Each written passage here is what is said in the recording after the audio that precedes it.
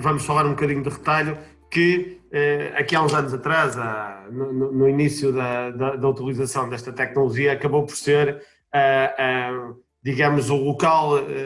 primário e onde se viu que claramente, nomeadamente em questões de RFID, seria o local ideal para instalar este tipo de tecnologia, um bocadinho com a dificuldade que, aliás, o André ficou atrás, do picking feito através de código de barras, que é o que normalmente usado no retalho. No entanto, e passados estes anos todos, conforme toda a gente pode ver, acabou por o código de barras continuar a ser o sistema primário, digamos assim, nomeadamente em cenários como supermercados, para percebermos e para a identificação dos produtos. O primeiro caso de uso que vos trago aqui é a dificuldade na gestão do inventário e nas operações de loja, que tem um bocadinho a ver com isto. A resposta tem a ver, e voltando um bocadinho ao vídeo que o André teve a oportunidade de nos mostrar a todos no início, se deixarmos de usar as típicas código de barras e passarmos a usar RFIDs, permite-nos ter uma visibilidade muito maior e muito mais rápida do estoque que está em loja, digamos assim, ou do inventário que está em loja, do estoque que eventualmente uma pequena loja tem nas traseiras, tem no armazém, e há um armazém da cidade ou da região que alimenta aquela loja ou um conjunto de lojas. E, portanto, aqui os sistemas de RFID permitem uma automatização, digamos assim, de toda esta cadeia. Obviamente que há aqui um problema, que é um problema recorrente nestas tecnologias, que é o item, nomeadamente estamos a falar de RFIDs e de RFIDs descartáveis, o item tem que ter um valor suficiente para que o custo dessa tag não influencie demasiado o preço do produto. Em supermercados, e voltando um bocadinho à história dos supermercados, muitas vezes encontramos casos em que o item que estamos a comprar ou que queremos identificar é mais barato que a própria terra RFID e, portanto, deixa de fazer muito sentido identificá-lo. Obviamente que em lojas como lojas de roupa, por exemplo, em que tipicamente os itens têm um valor já na dezena de euros e mesmo na centena e até nos milhares, se for o caso disso, obviamente que o custo de uma tag RFID que serão na dezena de cêntimos ou 10 cêntimos ou 15 cêntimos ou qualquer coisa do género, para um bocadinho das quantidades que estivermos a falar, acaba por não ter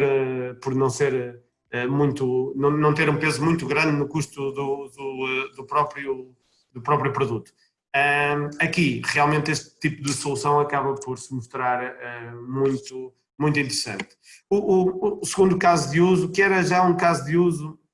usado anteriormente, mas que alimentava mais o marketing e estatísticas de uso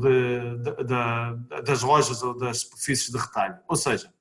contar as pessoas e contar o fluxo das pessoas que entram e saem, as horas a que os fazem, os picos, etc, etc. Tudo isto era interessante e dava outputs às marcas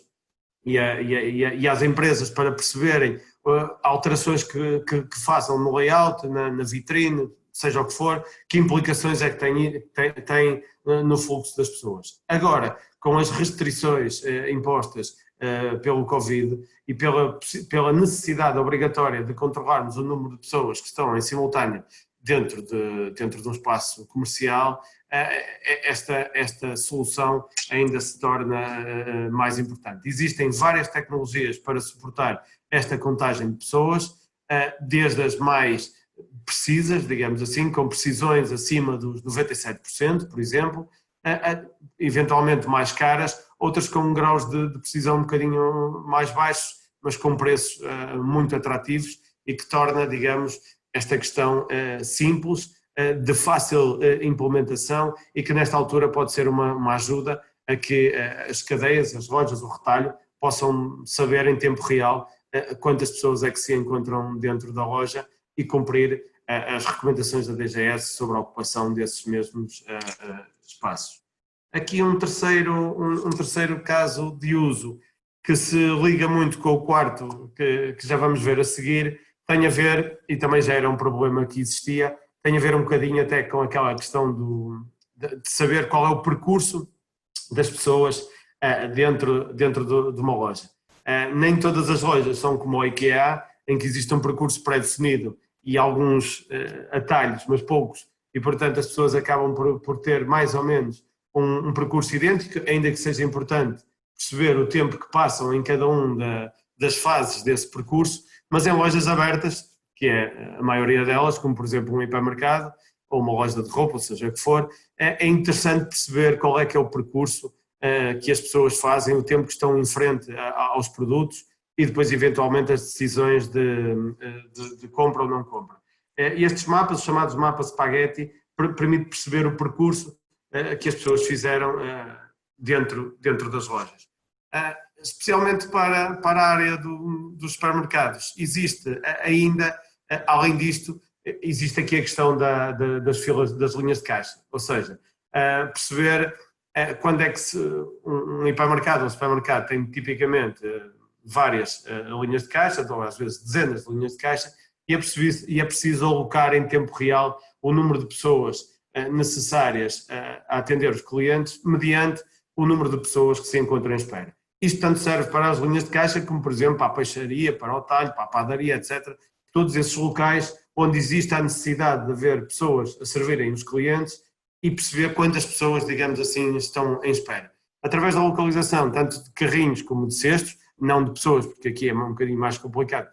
as pessoas, digamos, são clientes, ao contrário daquele exemplo que estávamos a dar para funcionários de uma empresa, é mais fácil haver um acordo entre a entidade patronal e os próprios colaboradores para a sua localização para um determinado fim. Aqui, em relação aos clientes, obviamente as pessoas gostam de ter a sua privacidade e não será por aí. Mas conseguimos, anonimamente, saber onde é que anda um carrinho de supermercado, admitindo que há uma pessoa a empurrar esse carrinho de supermercado ou um cesto de compras e permite-nos perceber quantas pessoas estão em espera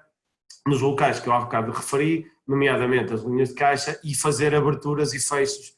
em tempo real, sem intervenção humana, tornando o processo tão eficiente quanto possível. Isto é um bocadinho o que nós tínhamos para vos mostrar em termos de localização ou destes sistemas de localização para o retalho. Existem muitas outras aplicações, como devem calcular. Aqui é um sem número de aplicações. Uma vez mais batemos naquela equação que vos falava há pouquinho, ou seja, naquele equilíbrio entre o custo que existe em colocarmos este tipo de soluções e o retorno que essas mesmas dão. Voltando um bocadinho para perceberem a escalabilidade, muitas vezes, que estas soluções podem ter, reparem uma coisa, num hipermercado, por exemplo, que tenha com áreas grandes, de milhares de metros quadrados, ok? Para perceber, nós podemos cobrir o hipermercado todo, ok? Em termos de localização e termos lá sabermos os percursos que os carrinhos e neste caso os cestos de compras fizeram e ver o histórico disso, etc, etc. Mas também podemos, e terá um custo, mas com uma fração deste preço, podemos apenas cobrir a zona das linhas de caixa, ok? Que é uma zona que corresponderá a 10 ou 20% da área total do hipermercado e, como é óbvio, terá um custo muito, muito menor e permite-nos apenas resolver a questão de abrir e fechar, da abertura e fecho automático de linhas de caixa. Ou seja, dentro de um projeto conseguimos faseá-lo, se calhar uma determinada empresa começava assim e daqui a 2 ou 3 anos alargávamos a cobertura para o resto do hipermercado para perceber então qual é que é o fluxo e quais são os percursos usados pelas pessoas e o tempo em que ficam em determinados corredores. Estou-vos a fixar num exemplo de um hipermercado, um supermercado, que é o exemplo que toda a gente conhece, mas pode ser aplicado, obviamente, a todo o tipo de retalho. Eu não sei se temos alguma pergunta, aqui pedi ajuda se calhar ao Hugo, aqui um bocadinho trocando de posição, ao Hugo ou ao André, se tiveram nas perguntas e na nossa tábua de perguntas, se há aqui alguma pergunta que faça sentido incluir aqui na área do retalho, ou deixaríamos isto para responder depois mais tarde por e-mail, como está prometido. Há aqui uma pergunta que tem a ver com a RFID, que também é um bocado mais técnica, mas que acho que é aplicável ao retalho e também é no fundo transversal, que é a questão de problemas com líquidos, pronto, garrafas com vinho e caixas com uvas. Pronto, obviamente o RFID passivo tem algumas, nomeadamente o metal e os líquidos, são uma dificuldade e às vezes para este tipo de situações é preciso arranjar algumas estratégias, como ter algum espaçador na tag, para impedir que esteja em contacto direto com o metal ou demasiado próximo do líquido. Mas aqui há uma pergunta a dizer: fizeram testes em 2018 e se a tecnologia já melhorou. É assim, a tecnologia na verdade está sempre a melhorar e estão sempre a ser lançadas tags novas, por isso convém realmente pontualmente, e 2 anos apesar de tudo já é bastante tempo, se calhar é uma boa altura neste caso para voltar a revisitar a tecnologia e voltar a ver o que é que poderá ser usado para resolver este problema que temos aqui em específico. Ok, André. Eu também chamava a atenção de uma questão e a pergunta até vai nesse sentido. Durante os anos em que, nomeadamente o RFID, que é provavelmente dentro destas tecnologias de localização e rastreio aquela mais usada, durante esta tecnologia já tem alguns anos e muitas vezes empresas e instituições experimentaram-na e tiveram maus resultados e abandonaram. Isto pode-se dever a 2 questões. Primeiro, a tecnologia não era apropriada para aquele fim. Conforme nós já referimos, convém analisar o problema e perceber qual é que é a tecnologia que se enquadra para resolver aquele problema. Número 1. Número 2,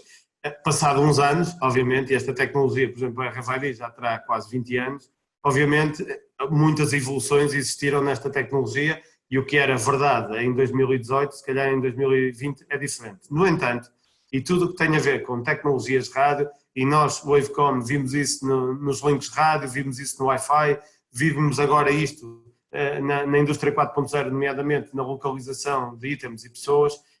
Todas as questões de rádio necessitam de alguma engenharia para que isto não são soluções de plug and play, digamos assim. Não é tão fácil como configurar o router lá de casa. Isto é um bocadinho mais complexo e implica aqui questões físicas que o André estavas exatamente a referir em relação ao distanciamento, por exemplo, a suportes metálicos ou líquidos. Existem técnicas, tanto ao nível das antenas como ao nível da própria tag, para obviar estes problemas. Não sabemos exatamente em 2018 como é que o sistema foi implementado, mas pode ter sido 2 coisas. Ou a tecnologia ainda não estava madura para aquele fim, ou não foi implementada de forma correta, ainda que fosse a tecnologia correta. Portanto, tem que existir aqui um misto. Escolher a tecnologia certa e essa mesma tecnologia ser implementada de forma correta. Como não há muita gente a trabalhar, especialistas em rádio em Portugal, daí, digamos, a Wavecom ter enverdado há meia dúzia de anos exatamente também por abordar estes temas, exatamente porque sentimos a necessidade no mercado de exatamente haver especialistas na área rádio de forma a colocar a tecnologia a funcionar devidamente. André, até tu conheces bem, nós temos um caso, um cliente nosso que tinha a tecnologia toda, só que ela não estava, e portanto ia desistir dela, eu penso que na altura até não estava a usá-la, penso eu, porque apenas a tecnologia não estava bem implementada. Tinha a ver com garrafas, não tinha líquidos dentro, mas tinha a ver com e porque nós fizemos uma avaliação e conseguimos, atualmente,